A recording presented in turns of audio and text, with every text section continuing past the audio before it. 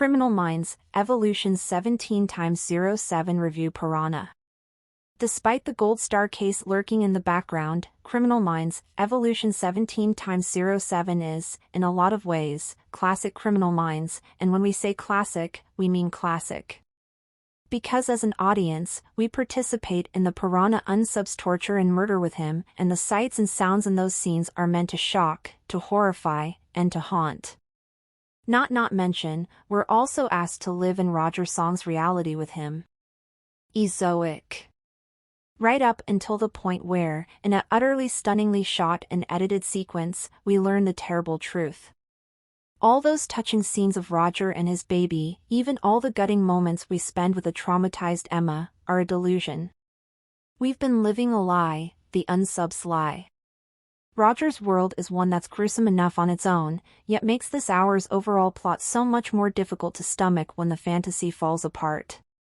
It's the type of case that automatically makes a viewer, or at least this viewer, think of all those classic episodes that, to borrow a phrase from the hour's brilliant director and our own Dr. Lewis, Aisha Tyler, stuck with me a long time. And all of this simply fits with the other piece of Criminal Minds, Evolution 17x07, the one that ties into all the stars Gold Star/North Star.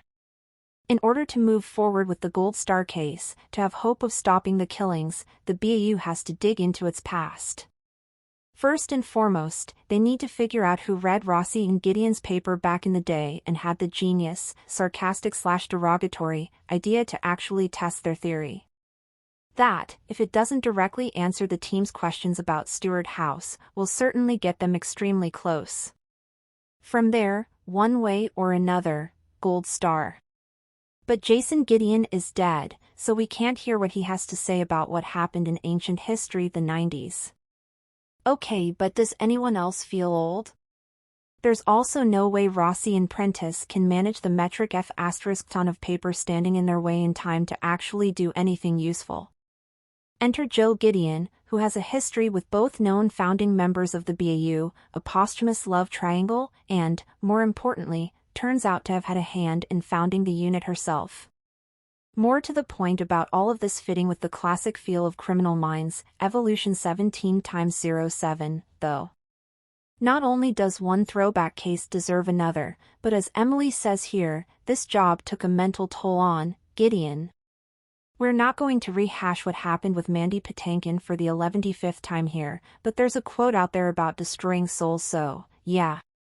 Without our connection to the series' main characters, and without some of the moments of comedic relief outside of it, the Piranha case, with all its depraved and tragic elements, might just fit the bill. Do we think this is some kind of F***CKU to either the character or the actor? No. Not at all. But does examining how the BAU's past shaped the current storyline work about a zillion times better than it would have, without such a disturbing string of murders simultaneously demanding our attention? Absolutely. Not quite sure if this all qualifies as meta, but it's close. Ezoic. So, basically, all of this rambling is to say, well done. This episode is brilliantly written, acted, and filmed. It's also just so very on brand. And we've even got some more to say about it if you feel like sticking around. The Silent Partner. Lr. Felicity Huffman as Dr. Jill Gideon and Paget Brewster as Emily Prentice in Criminal Minds, Evolution, Episode 7, Season 17 streaming on Paramount+, 2024. Photo credit, Michael Yerish/Paramount+. Just going to come out and say it, Dr. Jill Gideon is a fascinating character. Criminal Minds, Evolution 17x07 tells us this job has cost her more than Emily and Dave combined. And that's saying a lot. No kidding on that saying a lot part. Which, of course, is a thing we learn when Rossi goes so far as to forbid Prentice from contacting her. Needless to say, all of this makes Jill kinda a big deal. Additionally, learning she was the only therapist Jason trusted even after their divorce speaks volumes.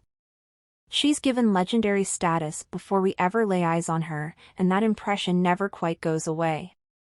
When Emily shows up on her doorstep, it's clear from the start that Jill's not the type to let people in. Literally. And yet, even as it seems like she's going to stay behind her locked door, and, if camera perspective is anything to go by, security system, she still makes it clear that she cares.